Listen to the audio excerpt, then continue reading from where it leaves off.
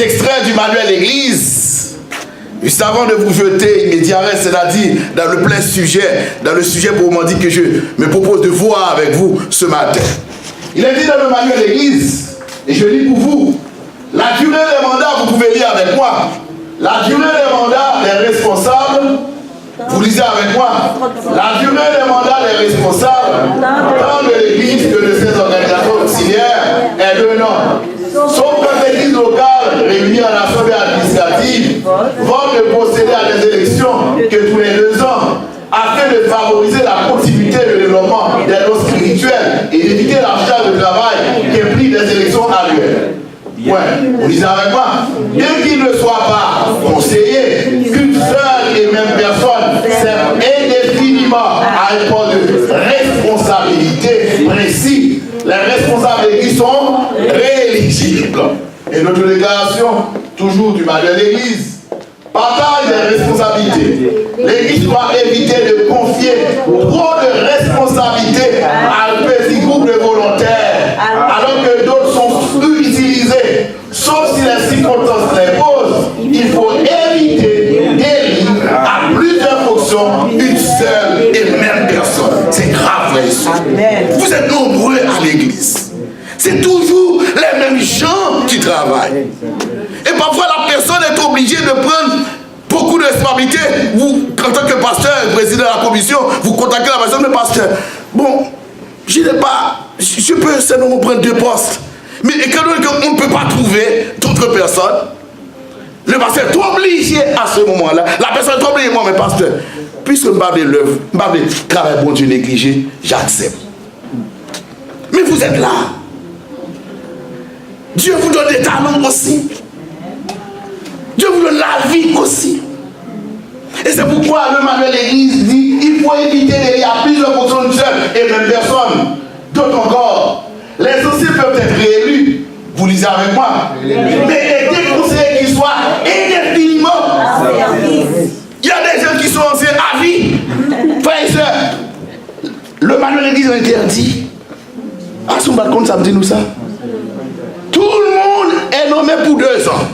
Le trésorier est nommé pour combien d'années? 2 ans. 1 an ou 2 ans. 1 an ou 2 ans. Vous n'êtes pas obligé de reconduire la personne à la même fonction chaque année. Vous n'êtes pas obligé, s'il y a d'autres personnes et remplir les conditions et qui veulent travailler pour le Seigneur. Amen. Amen. Hello? Amen. Hello? Amen. Ça, c'est le manuel de l'église adventiste. Vous n'êtes pas obligé. Et je comprends aussi pourquoi toujours les mêmes visages. Parce qu'il y a peu de gens qui sont disposés à servir, à travailler. Est-ce que je peux me comprendre? Allez, va dire au pasteur, oh, papa, ça a dit, il va bien nommer ça. Il ne le dit pas, frère et sœur. Il ne le dit pas. Frères et sœurs, la Bible, la parole de Dieu nous dit tous les croyants sont appelés à remplir une fonction spécifique. Vous lisez avec moi dans Éphésiens, dans Romains 1er verset 9, il est dit par la puissance de Dieu qui nous a sauvés et nous a adressé une... J'ai quoi l'impression, et ce que vous voyez quand même, quand je me tiens ici. Par la puissance de Dieu qui nous a sauvés et nous a adressé quoi? Une sainte vocation, non à cause de nos œuvres, mais selon son propre dessein, selon la grâce qui nous a été donnée en Jésus-Christ avant les temps éternels. Tout le monde est appelé. Dieu n'a pas appelé seulement le pasteur de l'église pour travailler pour lui. Dieu n'a pas appelé non plus seulement l'ancien qui doit travailler pour lui. Chaque membre d'église, pourvu que vous ayez reçu le baptême au nom de Jésus, dès que vous recevez le baptême, vous avez au moins un don. Amen. Amen. Et vous devez mettre ce don au service de l'église. Car il est dit, nous a adressé une sainte vocation. Le mot vocation veut dire appel. L'appel, ce n'est pas seulement aux pasteurs, aux anciens, mais à tout le monde, à chaque membre d'église, selon la philosophie de Dieu. Dans Romains chapitre 5, nous lisons, parmi lesquels vous êtes aussi, vous qui avez été appelés par Jésus-Christ, à tous ceux qui à Rome sont bien-aimés de Dieu, être saints. Que la grâce et la paix vous soient données de la part de notre Dieu, notre Père et du Seigneur Jésus-Christ. D'autres textes encore le mentionnent pour nous convaincre que chaque personne est appelée à travailler pour Dieu. Maintenant, la nature de la paix. Quand la Bible parle de la paix, c'est-à-dire d'une fonction, la Bible veut dire par là du ministère. Quand la Bible parle du ministère, c'est-à-dire ce que vous pouvez faire à l'église. Le travail que vous devez accomplir à l'église. Quelle fonction vous devez accomplir à l'église. Si je vous demandais, qui ça a fait pour l'église? Qu'est-ce que vous me direz? Chanter. Chanter. Et la petite fille qui l'avait accompagnée, quoi encore? Chanter. Oh, mais ce que nous connaissons d'elle, chanter. Nous sommes d'accord, mes frères. Mais il y a des gens qui ne peuvent pas chanter. Mais je me dis toujours, si Dieu devait se contenter de la musique pour aller au ciel, je n'irai pas. Et heureusement, c'est par la grâce que nous sommes sauvés. Par le don musical. Je n'ai pas ce don-là. Mais je suis convaincu, j'ai un don, au moins un don. J'ai le don de la prédication de Dieu. J'ai le don d'enseignement. Dieu m'a donné ce don. Je me sens à l'aise avec ce don. Dieu m'a donné ce don. Vous avez aussi un don, frères et sœurs. Un ministère. Il a dit que celui qui est appelé au ministère, s'attache à son ministère. Que celui qui enseigne s'attache à son enseignement. Ne soyez pas jaloux les uns des autres. Parce que telle personne a un don, je ne l'ai pas. Mais vous avez un don. Il a des dons qui sont visibles. Il a des dons, par exemple, le don de chanter. Quand la personne chante, tout le monde applaudit. Tout le monde dit Amen. Mais vous pouvez ne pas avoir ce don, vous avez quand même un don à la gloire de Dieu. Amen. C'est pourquoi il a dit que celui qui est appelé au ministère s'attache à son ministère. Que celui qui enseigne s'attache à son enseignement. C'est-à-dire, vous devez choisir. Parfois, nous choisissons des gens, non pas en fonction de leur don. Et c'est pas bon. Ça veut dire là? C'est pas bon. C'est pas bon. La personne ne peut pas enseigner. Vous le choisissez comme enseigner l'église. Or, l'une des caractéristiques, l'une des critères, selon la Bible, celui qui est appelé à être ancien doit pouvoir enseigner. Mais vous choisissez les. Oui, c'est la Bible. C'est la Bible. C'est la Bible. Donc la personne a la mesure d'enseigner. Il doit pouvoir être capable d'enseigner.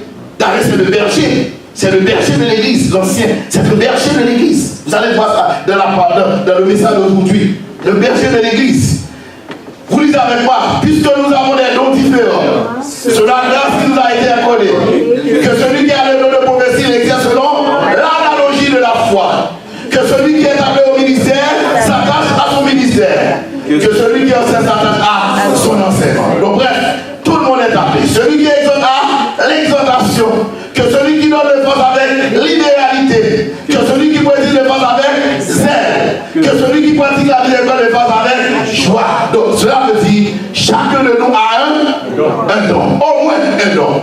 Il y en a beaucoup qui ont même plusieurs dons. Mais quand on parle de dons, de ministère, c'est toujours la même chose. La Bible utilise le mot, c'est le mot talent.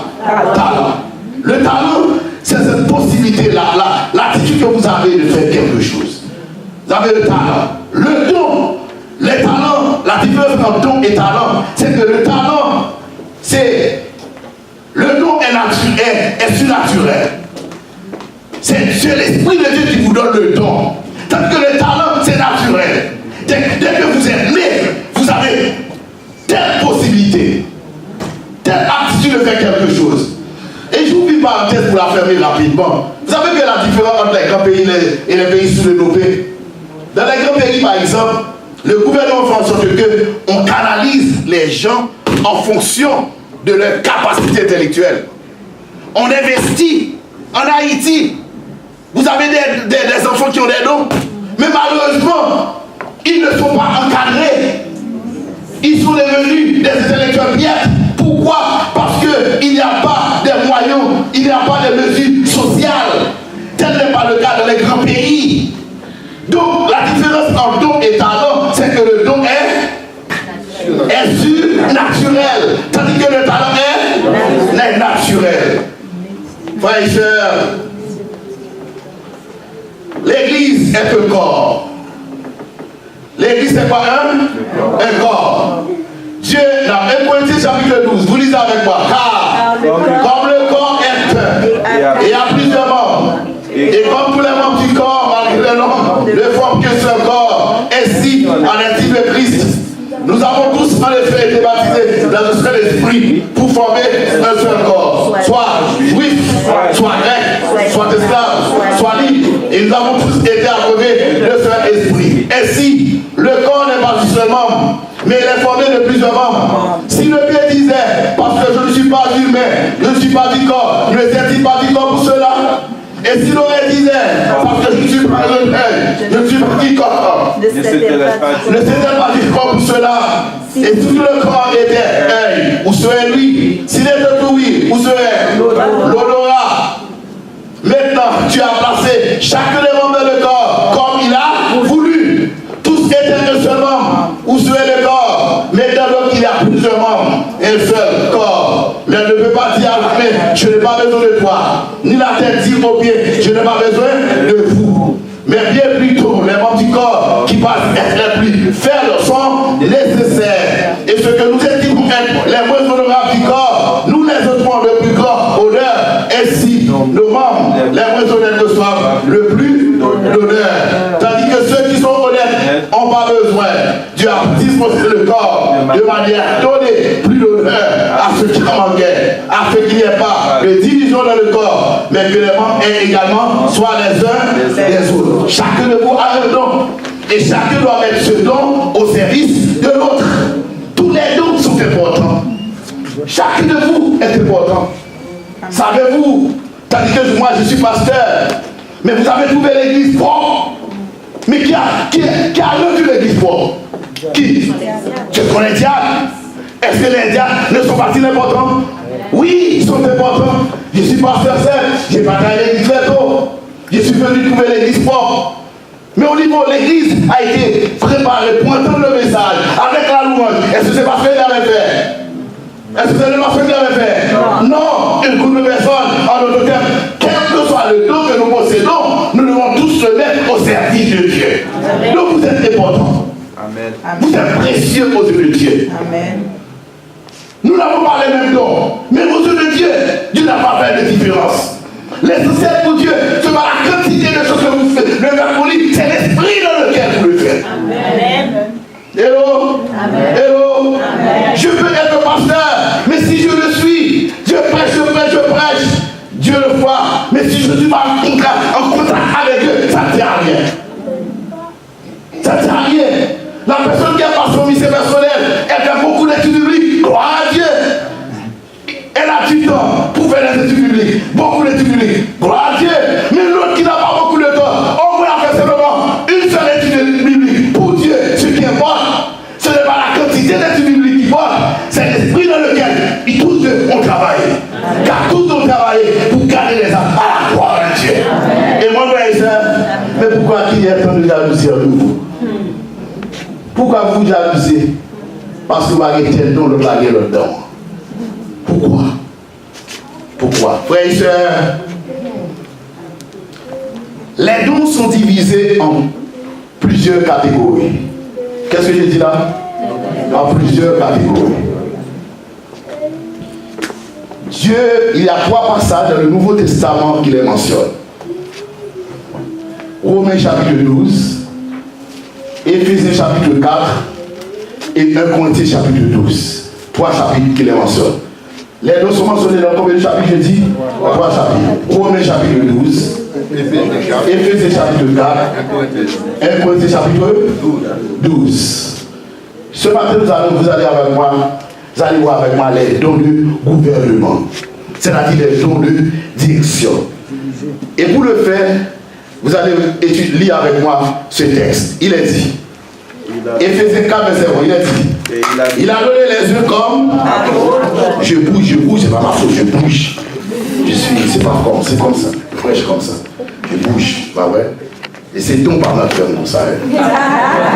C'est comme ça. Oui, il est dit, vous êtes avec quoi?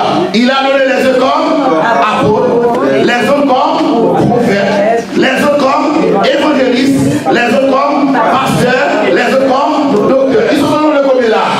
5. Premièrement, apôtre, deuxièmement, prophète, troisièmement, quatrièmement,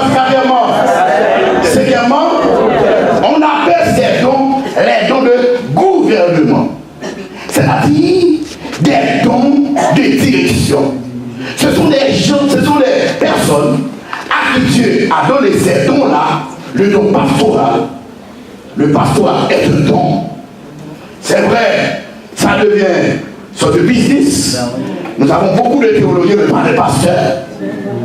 Il y a des gens qui étudient la théologie, c'est sans être pasteur, sans avoir l'âme pastorale. C'est différent. Ça devient business. Dès que la personne étudie la théologie, on l'appelle pasteur. Mais le pastorat est un don. Ce n'est pas d'abord une science, c'est d'abord un don. Hello? Amen. Hello? Amen. Vous êtes avec moi, my frère? C'est le don. Si c'est avec moi encore?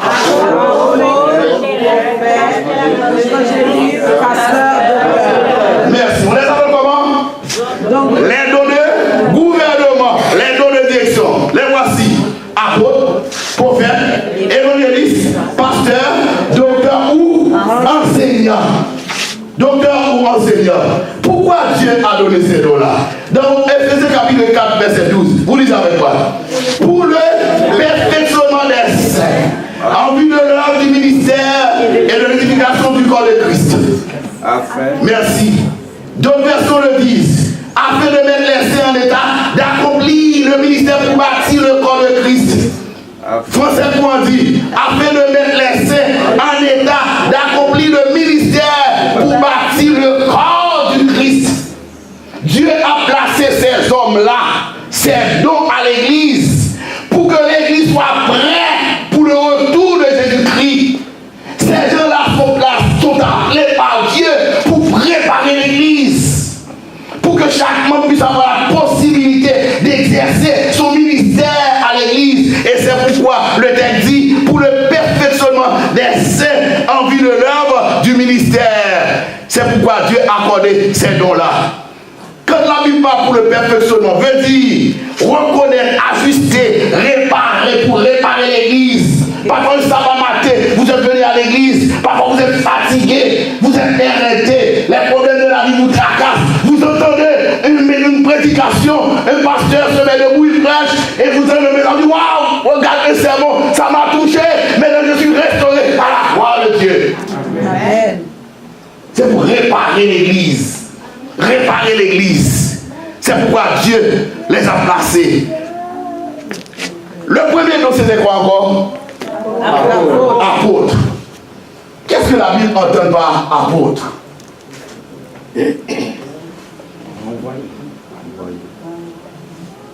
Je cherche pour vous. Apôtre.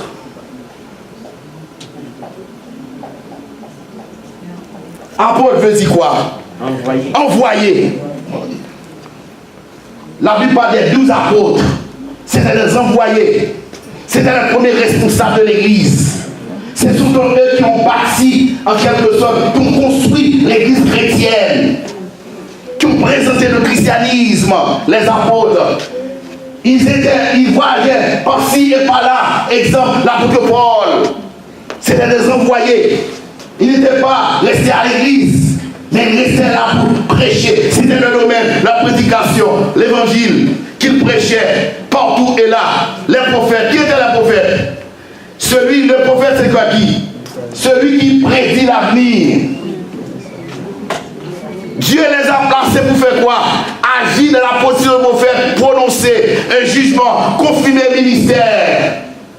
Quand Dieu a choisi quelqu'un, Dieu révèle, non seulement les a choisis par l'église, pour confirmer la position, la décision de Dieu. Dieu donne une vision au prophète. Et dès qu'on entend la vision, on dit, ah, c'est vrai. Cet homme a été choisi. Dieu a donné l'esprit de prophétie. Parallèlement à la Bible, pourquoi d'après vous?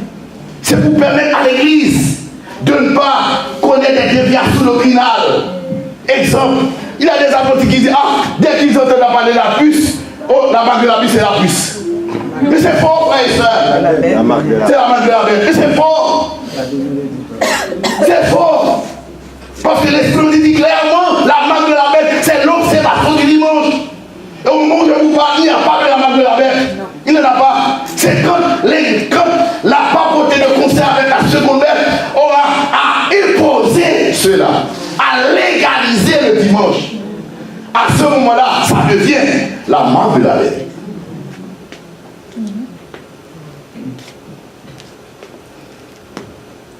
Il y a des gens à l'église actuellement, il y a des gens qui sont troublés par toutes sortes de doctrines.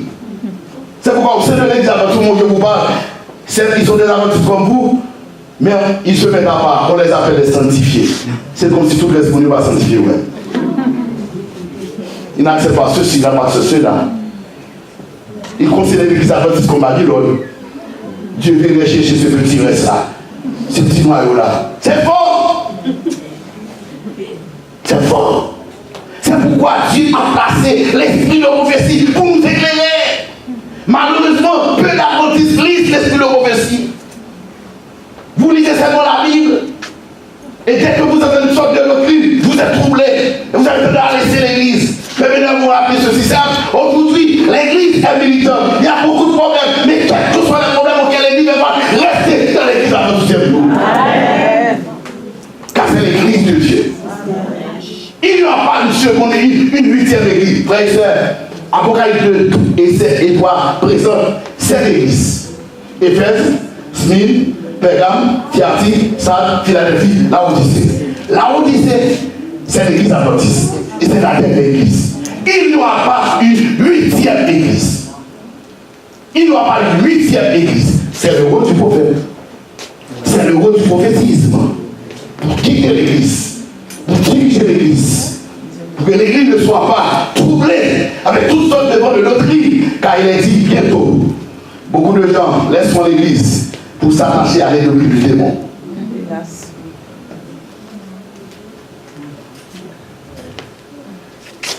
L'adventiste, c'est celui qui croit dans la Bible et dans l'esprit de prophétie, car il est dit à la loi et au témoignage, sinon pas majesté, doit prendre le roi pour le peuple. C'est pourquoi je vous invite à lire la Bible. À lire la Bible, frères et sœurs. Aujourd'hui, nos églises sont devenues des églises pentecôtistes. Tout le monde court après les miracles. Vous organisez des 40 jours de prière, mais les gens viennent là, en grand nombre, parce qu'il y a des miracles. La prière est une âme, je suis d'accord. D'ailleurs, l'esprit de prophétie dit, c'est la respiration de l'âme. Mais Jésus a chassé les démons, non pas par la prière, mais par la Bible. Il est écrit. Amen. Amen. Lisez la Bible. C'est la parole de Dieu. C'est le rôle du prophétisme, de confirmer les points de doctrinaux, de confirmer la vérité. Premièrement, nous avons trouvé le devoir des apôtres. Deuxièmement, les prophètes. Les prophètes. L'évangéliste. L'évangéliste, c'est celui qui a le don d'évangélisation. C'est vrai, tout le monde prêche. Mais celui-là qui a des dons, c'est différent. C'est celui qui est capable de gagner une quantité d'âmes à la gloire de Dieu. C'est vrai, dès que nous avons les esprits de Dieu, nous pouvons gagner beaucoup d'âmes à sa gloire. Mais lui-là, il a le don d'évangéliste. C'est son don. Les évangélistes. Former des candidats, c'est un don de Dieu. Qui peut me donner ce que là? Apôtre. Deuxièmement, troisièmement, évangéliste. Il nous reste quoi? Pasteur. C'est le rôle du pasteur à l'église. Le pasteur, c'est le berger. La Bible appelle berger du peuple de Dieu, superviseur du peuple de Dieu. C'est celui qui va auprès du membre pour le comprendre. C'est celui qui nourrit le membre par la parole de Dieu. C'est celui qui rend visite au membre, qui lui parle, qui le comprend. C'est le rôle du pasteur de l'église. Nourrir, conseiller, conduire, superviser le troupeau. C'est le rôle du pasteur de l'église. Voilà le rôle du pasteur, le pastorat. Il est là pour faire quoi? Pour nourrir, conseiller, conduire, superviser le troupeau. Nourrir. Dans le troupeau, il y a plusieurs catégories. Il y a les agneaux, il y a aussi les brebis. Que représentent les agneaux? Ce sont les tout petits, les jeunes, les enfants. il faut les nourrir. Nourrir avec quoi? Avec la parole de Dieu. C'est pourquoi quand vous êtes choisi pour venir prêcher, et m'adresse au prédicateur, prêchez la parole de Dieu. Non pas des philosophies. Ici, là, on n'est pas venu apprendre l'histoire du Québec. On est venu entendre la parole de Dieu. Amen, frères et sœurs. Parce que c'est cette parole qui va nous transformer. Amen. La Bible la compare comme une semence. Quand vous mettez par exemple un grain de maïs en terre, avant qu'il grandisse, ce grain-là, qu'est-ce qui arrive dans ce premier temps? Non, dès qu'on le jette en terre, il n'est pas pourri. La parole de Dieu, quand vous l'entendez et quand vous le prenez à cœur, tout ce que vous avez de mal en vous, il va déraciner. Vous et moi, le caractère que nous possédons, nous ne pouvons pas aller au ciel avec ça. Il nous faut changer. Il nous faut transformer. On dit l'éducation forme, mais l'évangile transforme les gens. Amen. Si vous êtes intellectuel, vous ne pouvez pas aller au ciel avec votre intellectualisme, votre académie. Ça ne va pas vous aller au ciel. C'est vrai, nous avons besoin des intellectuels dans notre église. C'est vrai, nous avons besoin des intellectuels pour diriger l'église. Mais nous avons besoin des intellectuels, surtout sanctifiés. Des gens en qui la parole de Dieu germe, transforme leur vie. Et dès qu'ils parlent, on dit, ah, c'est un homme de Dieu. C'est un serviteur de Dieu. C'est un servant de Dieu. Madame, amen. Le pasteur à l'église, docteur, enseignant, qu'est-ce qu'il fait? C'est un instructeur de la parole. Il est là pour former les gens. Il est là pour former les pasteurs. On les appelle comment? Docteurs. Ils sont au nombre de combien de dit? 5 dons. On les appelle comment? Apôtres. Deuxièmement, quatrièmement, docteur ou enseignant. Frères et sœurs, il a dit, puisque nous avons des noms différents sur la grâce que nous a été donnée, que celui qui a le nom de prophétie exerce selon la nature et la foi. Mais la Bible parle d'autres noms. Dans Romains 12, verset 7, il a dit que celui qui est appelé quoi? Au ministère s'attache à son ministère. Que celui qui enseigne s'attache à son enseignement. Que celui qui exhorte à l'exhortation. Que celui qui donne le fasse avec libéralité. Que celui qui préside le fasse avec zèle. Que celui qui pratique la miséricorde fasse avec joie. Il y a diversité de dons, mais le même esprit, au Corinthiens 12. Diversité de ministères, mais le même Seigneur. Diversité d'opérations, mais le même Dieu qui opère tout en tous. Or, à chacun, la manifestation de l'esprit est donnée pour l'utilité commune. En effet, elle est donnée par l'esprit une parole de sagesse.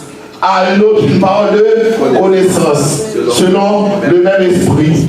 À un autre, la foi, par le même esprit. À un autre, le don des guérisons, par le même esprit. À un autre, le don d'opérer les miracles. À un autre, la prophétie. À un autre, le discernement des esprits. À un autre, la diversité des langues. À un autre, l'interprétation des langues. Un seul et même esprit opère toutes ces choses, les distribuant à chacun, en particulier, comme il veut. Dans le Corinthiens 12, 28, il dit, et Dieu a établi dans l'église, premièrement, des apôtres, secondement, des prophètes, troisièmement, des docteurs, ensuite, ceux qui ont le nom des miracles, puis ceux qui ont le nom de guérir, de secourir, de gouverner, de parler, diverses langues. Amen. Quel est votre don? Il y a des gens qui ont des noms d'exhortation. Vous savez que l'exhortation, comment exhorter les gens?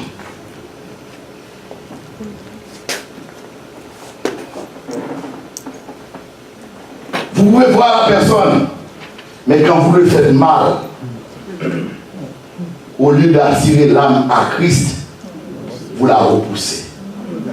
L'exhortation est un don. Il est des gens, vous n'avez pas tous le même caractère. Moi qui vous parle, je n'ai pas ce don. Et c'est pourquoi dans mon administration pastorale, quand je vois, je connais les brebis, c'est pourquoi je vais vous visiter chez vous, pour vous connaître davantage. Quand vous êtes à l'église, je vous observe pour voir la façon dont vous êtes, votre comportement à l'église. J'essaie de vous comprendre comme pasteur. C'est pourquoi je serai chez vous également. Vous comprenez également, vous posez des questions.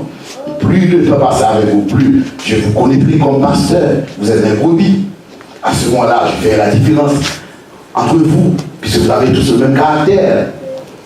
Et quand je dois vous exhorter, si j'arrive, si je sais que ma façon de parler peut vous repousser, je peux utiliser. Si je sais que frère, comment ça s'appelle, Jackson, à lui donner l'exhortation, il dit mon cher, ouais c'est ça, à le côté pour moi. Va lui parler. Ben je sais, si c'est Jackson qui va, ça va marcher.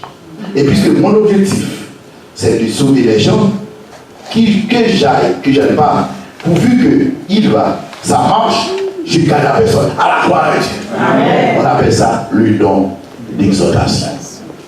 Vous n'avez pas. Est-ce que vous avez ce don? Je ne sais pas. Avez-vous ce don d'exhortation? Si vous avez ce don, on peut vous nommer comme diacre. Vous êtes un bon dirigeant. Vous allez nous aider dans la tâche administrative de l'Église. Exhortation, c'est pas seulement exhortation. Il a donné. Il y a des gens qui aiment à donner, qui aiment donner. Tout le monde donne. Il y a des gens, on appelle 3 catégories de gens qui donnent. Pour mes catégories de gens qui donnent, on les appelle, comment on les appelle encore? Donateur de pierre. Si vous prenez une pierre, une roche, quand vous frappez ici, est-ce que vous allez trouver quelque chose? Il y a des gens qui vous parlent, frère Michel, et frère Jean-Michel, vous parlez des offrandes, il y a des gens qui sont là, chaque sabbat matin. Toujours la même chose, on ne parle pas même. Donateur de pierre. Il y a des gens qui doivent jamais à l'église. Donateur de pierre. Vous n'avez jamais vu leur nom dans les registres de l'église. On passe toujours la série. Ils regardent, la possibilité. Ils sont bénis par Dieu pour la semaine. Dieu les a bénis, ils gagnent leur vie. Non, papa va être pasteur. Ça fait. Alors qu'ils sont assis sur une chaise. Et les chaises ne sont pas tombées du ciel. On les achète. Ils ont la lumière. Ils savent que c'est vrai, la lumière ne vient pas du ciel. Ça vient de l'île au Québec. Et vous payez ça. Non, dis non, je ne vais pas donner. On les appelle comment? Donateur de pierre. Ils sont comme ça. Quel que soit ces gens qui sont là, pas du tout. Vous voyez, c'est comme nous là, c'est pas menti. Je ne veux pas. Je suis pasteur de l'église. Je connais l'église. Il faut avoir l'expérience. Deuxièmement, des donateurs d'éponges. Éponge. Quand vous mettez de l'eau dans une éponge, vous tirez l'eau, qu'est-ce que vous faites? C'est des gens qui donnent, mais ils donnent. Vous demandez une première fois. Deuxième fois. Il a pas d'insister. Il met la main dans la. Mais non. Mais, occasionnellement, on les appelle quoi? Il faut les presser. Ils vont vous donner, mais il faut les presser. D'autres points, on les appelle des matins de miel. Ce sont des gens qui donnent naturellement. Libéralement. Ils prennent plaisir. Plus ils sont bénis, plus ils donnent à la gloire de Dieu. On ne leur demande pas. Ils voient, ils disent, ah, pasteur, mais ça, la nappe blanche qu'on met sur la table pour la Sainte-Seine. Si je n'aime pas ça, pasteur, je vous apporte une nappe pour la Sainte-Seine. Parce que pour moi, ça fait du bien. C'est l'œuvre de Dieu. On ne le demande pas. On donne ça. Libéralement. Et l'autre, il y a des gens, mais pour faire ça, il faut avoir le don de donner. Le don de donner. Si vous avez ce don, dites-nous. Nous allons vous mettre au niveau de l'organe. Du centre communautaire. Parce que ceux qui sont placés dans ces fonctions-là doivent pouvoir nous donner littéralement. Et l'autre, parce que j'aimerais qu'il y ait plus de gens qui travaillent cette année. C'est pourquoi vous apportez cette semaine de prière sous les dons. J'aimerais qu'il y ait plus de gens qui travaillent. qui n'ont jamais travaillé, mais finalement qui disent, non, parce que, bon, pas pour mon nom, je veux travailler, c'est pas lui. Amen. Et l'autre, il sait. Amen. Et vous avez dit, ma vie de place, là, nous, on ne va pas prendre votre place. C'est l'église du Seigneur.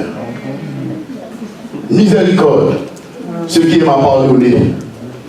Miséricorde, qui a un cœur miséricordieux. Il avait dit, heureux les miséricordieux, car miséricorde. La parole de sagesse. La parole de sagesse. Vous savez que la différence, parfois vous êtes dans une assemblée, ou vous êtes chez vous, on discute, après une personne se met de vous dit, voici ce que je conseille. On dit, waouh, ça tombe bien là. Et l'idée, donnez pas la personne, ça marche, ça va du fruit. La personne a le don de sagesse. Exemple de Salomon. Voyez les deux mères. Vous savez, la sagesse, c'est un don de Dieu. Vous pouvez ne pas avoir ce don. C'est un don de Dieu. Quelqu'un qui reçoit une sagesse de façon surnaturelle. La parole de connaissance, c'est un don. La foi, la Bible considère ça. Tout le monde doit avoir la foi. Mais il y a des gens qui ont le don de la foi. C'est un don. Tout le monde en a. Mais lui là, je connais une soeur de l'église, pas de l'église d'Italie, dans l'une des églises que Jésus dit en Haïti. Dès que vous rencontrez ce Nicole, vous avez faim. Ce Nicole, j'ai faim. Pas de problème. Quelqu'un dans ce qui est là, pasteur, et mon frère, mais voici, vous pouvez le prendre. Il a du pain, elle vous donne ça. Et elle dit, en vous donnant, bon ouais, je vous donne ça, avant d'entrer chez moi, je vais avoir le pain. Et dès qu'elle lui dit, avant d'entrer, elle a le pain. La foi. C'est son don. Dieu lui donne ce don. La foi. De croire fermement en Dieu. Et quand vous avez foi en Dieu, Dieu également se manifeste. C'est le don de la foi. La foi. Les dons de guérison. Il y a des gens qui ont le don de guérison.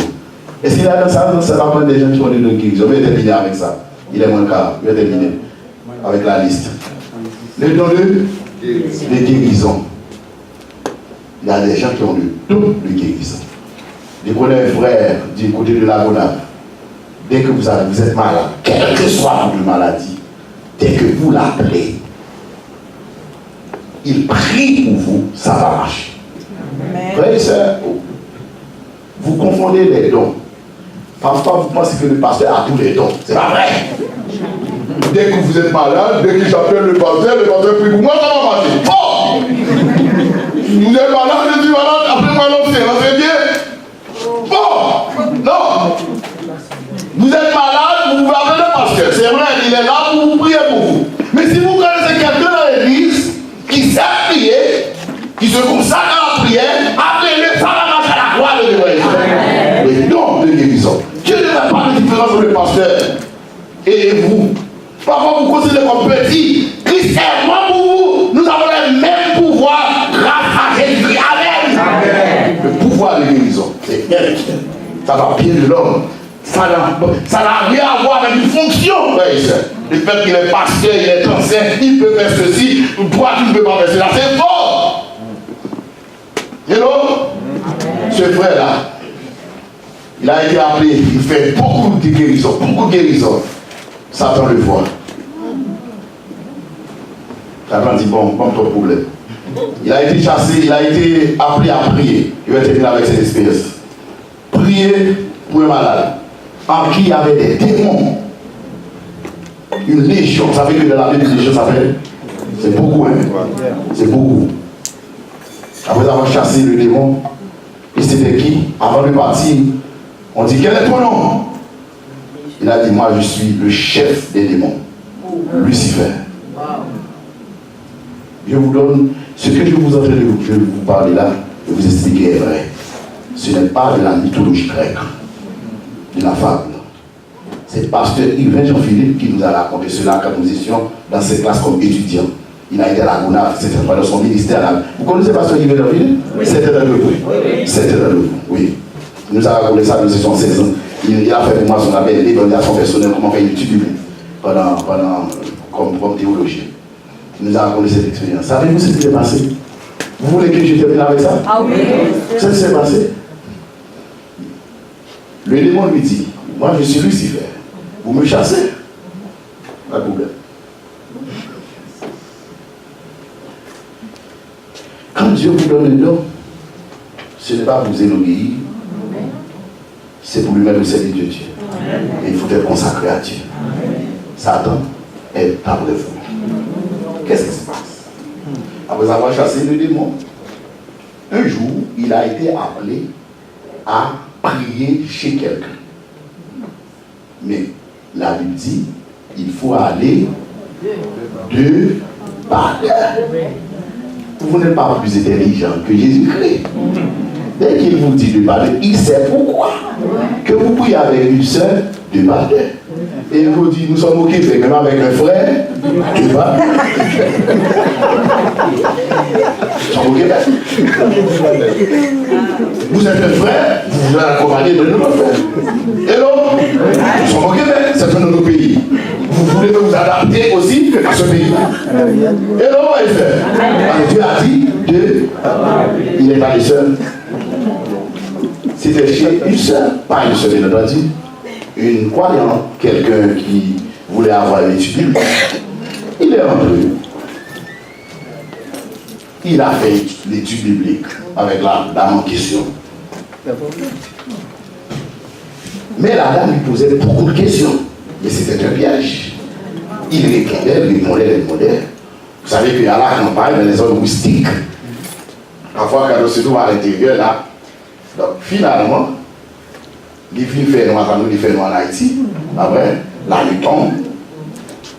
Et pendant la nuit tombe, en même temps, il pleuvait.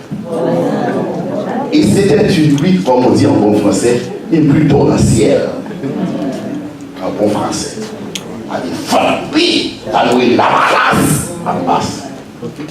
Donc l'homme, quand il s'est rendu compte qu'il pleuvait, et donc on en Haïti, en New York, des pilots descendent, rivière, vous connaissez très bien. Moi qui vous parle là comme pasteur, j'étais dans un premier district. Il y a des églises que je dirigeais. Pour aller là, il faut des heures de temps. Moi, j'ai dû traverser 40 pas de l'eau. Combien?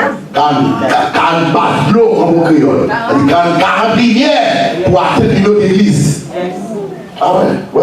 Nous autres pasteurs ici, nous subissons beaucoup. Hein. Et bien, Dieu, maintenant, pouvoir avoir un avant du ciel, il nous envoie au Québec.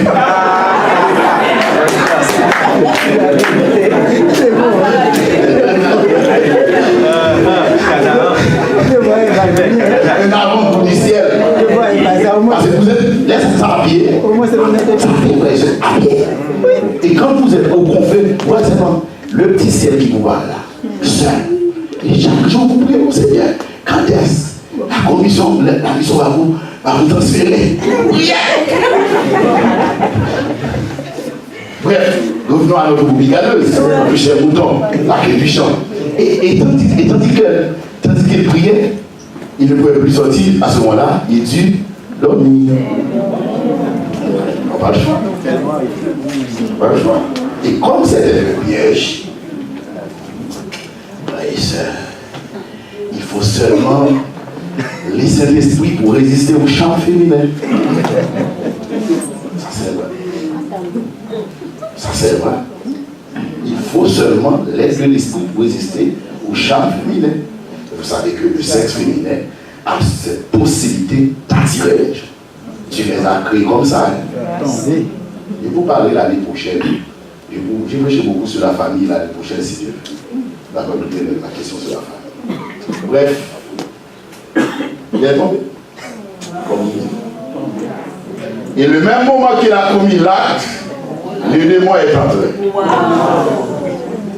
Et comme d'après l'histoire, il est devenu fou. Vous chassez, m'apprend.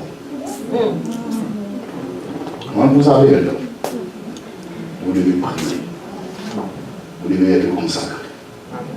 Il n'y a pas de don, il n'y a pas de fonction sans consécration. Il y a des gens qui ont des fonctions, mais qui n'ont pas de consécration. Hello? Oui. nous comprenons bien. Qui occupent de grandes fonctions à l'intérieur de l'église, mais qui ne sont jamais comme ça. Qui sont dans toutes les mauvaises choses à l'église. Qui sont dans la sorcellerie à l'église. Qui sont des sorciers à l'église. Je vous parle comme pasteur de l'église, de d'expérience, parce que Dieu sait me révéler ce qui se passe chez une personne. La personne occupe des fonctions à l'église, va commencer, je ne sais pas, comme dirigeant de l'église. Mais ils sont des maçons à l'intérieur de l'église. Il y en a beaucoup à l'intérieur de l'église. Et vous parlerez un jour de l'expérience de pasteur, de président de la conférence générale à l'époque de White. Il était magicien. Parce qu'il était président de la conférence générale. Et Dieu pour lui faire grâce, il a dit à Ellen White, va-t-il au pasteur X, s'il ne cesse pas de laisser la magie, il va le frapper immédiatement, à moins qu'il se repente.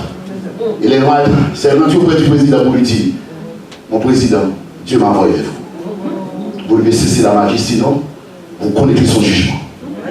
Frères et sœurs, Dieu ne joue pas avec la loi. L'église doit être une église sanctifiée. Amen. Soyons des dirigeants sanctifiés. Amen. Et heureusement, il a reconnu sa faute.